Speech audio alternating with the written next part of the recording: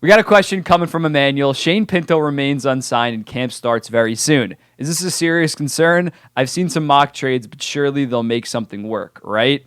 So looking at Shane Pinto, he obviously had a very good rookie year. He had 20 goals and 15 assists as a 22-year-old playing around second line-ish minutes because Josh Norris got hurt at the start of the season. So although maybe he's not a Kachuk, a Stützle, or Josh Norris, like a key piece of this core, I do think he is a pretty valuable player. He's a very hard-nosed two-way guy for the Ottawa Senators this year. Whoops.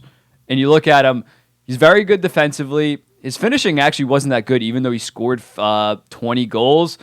I think going forward, he is going to be that third-line center for the Ottawa Senators that they're really going to need. A third-line center is massive for a team, especially considering he's so good defensively. I think he can develop into that J.G. Pageau type, like I know I'm talking about my Islanders, and he was also on the Senators, but that kind of player that can give you 20 and 20, as well as I think he was like 53% on faceoffs, solid defensively. So I don't think that he's going to be this superstar. I don't think that he's irreplaceable.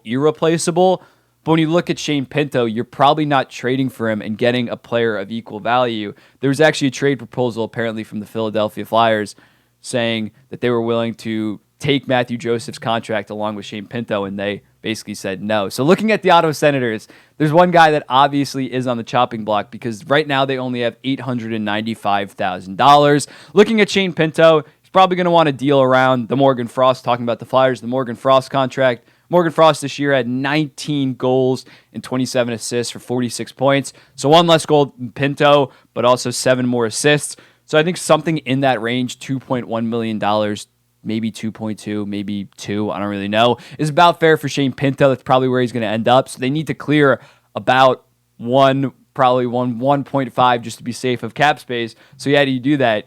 You trade Matthew Joseph. Matthew Joseph, I believe, is making around $2.5 million next year to be in Ottawa's bottom six for the most part, maybe even their fourth line. He is obviously not as valuable as Shane Pinto, so you got to somehow dump Joseph in order to give Shane Pinto basically Joseph's salary. I think you got to do that in a heartbeat, even if that means attaching a second-round pick to it just to keep Shane Pinto, because, again, if you end up trading him, you might get a roster player that is maybe of equal value right now for the next season, but he's probably going to be like 28, 29, thickly in his prime, versus Shane Pinto, who's 22 and is only going to get better, has already showed that he can give you 20 goals and play 15, 16 minutes of second-line center play.